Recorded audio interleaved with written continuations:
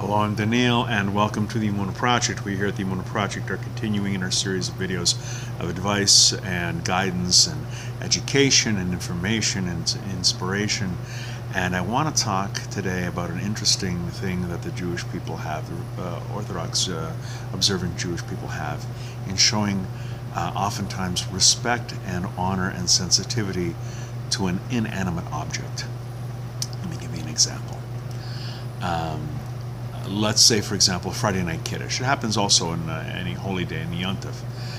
You make Kiddush, you made a blessing over wine. But when you're making the blessing over the wine, when you're making the Kiddush, the two loaves of bread, the two challahs, are covered in a cloth, often a very decorative cloth. Why? In the normal course of things, the hamotzi blessing, the blessing for bread, comes first. And that blessing covers the whole meal. You don't have to make a separate blessing for meat and vegetables and drinks. The hamotzi comes first, bread is the most important. On Friday night dinner, however, the Kiddush, the blessing over the wine, comes first. And we cover the challahs out of respect because we don't want to embarrass the challahs that the wine blessing is going to go first. Are two pieces of bread going to be offended, literally? No. But the point is, if we show this kind of respect and sensitivity and honor to inanimate objects, how much more so will we do so for humans, our fellow man? Let me give you another example from the Torah, from the book of Exodus, when Moshe Rabbeinu was sent to Egypt, and he starts the curses on Egypt. The first three curses: Dam, Tzfardea, and Kinim, blood, frogs, and lice. Moses doesn't bring forth those curses. He delegates that to Aaron. Aaron causes God causes them, but Aaron does the blood. Aaron does the frogs. He spreads his hand over the ponds and lakes and streams and of Egypt. Out come the frogs. He puts his staff on the ground, the dirt, brings out the lice. So why doesn't Moses do the blood, the frogs, and the lice? Same concept, respect. The waters of Egypt saved Moses' life when he was a baby and his mother put him in a basket. It was the Nile, it was the waters of Egypt that held him up, literally sustained him, and brought him to Basia, who is Pharaoh's daughter, who got him out of the river and eventually saved his life. So blood and frogs, since those curses came from the water, it shouldn't be Moses. He showed respect for the waters of Egypt. Similarly, it was the dust of the ground, the dirt, that covered the body of the Egyptian that Moses killed, hid him. So out of respect for the ground, the dirt of Egypt, Moses wasn't involved in bringing forth that curse. He delegated that to Aaron. The point is, we're supposed to learn from this that by showing respect even to inanimate objects, we should be developing respect and honor and sensitivity to human beings.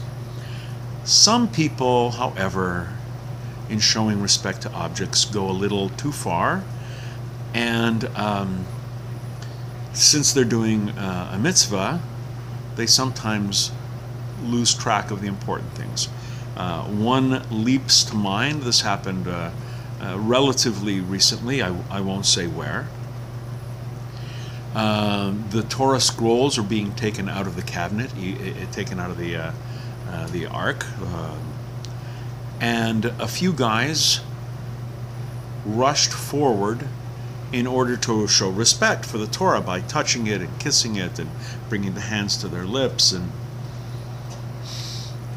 in so doing, in their zeal to show respect for the Torah scroll, they knocked into people, they shoved people, they stepped on their feet. It was, again, the purpose of this is to say, if we show respect to objects, even holy objects, how much more so should we respect people who are living, breathing souls?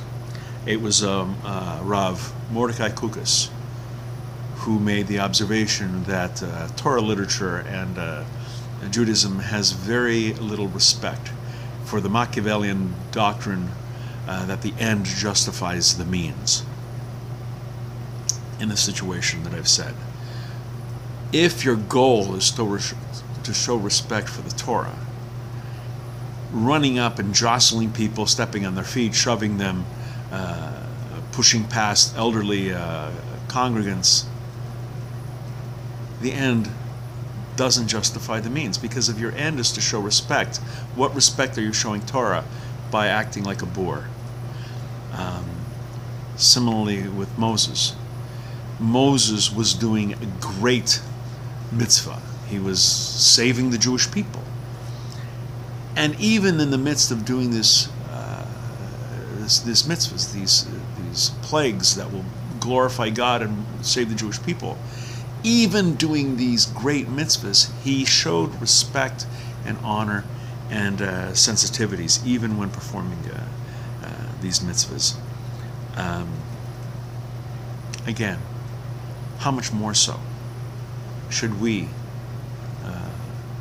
act kindly to people more than we show respect? If, for example, if a holy book is on the table and its face is down, we turn it over. We don't place a secular book on top of a holy book to show respect. Let's show more respect for people than the respect that is due, justly due, to inanimate objects. We're going to be doing more videos along these lines. Please come back, please watch, please learn. And until next time, on behalf of the Emunah Project, I'm Daniel, and thank you too much.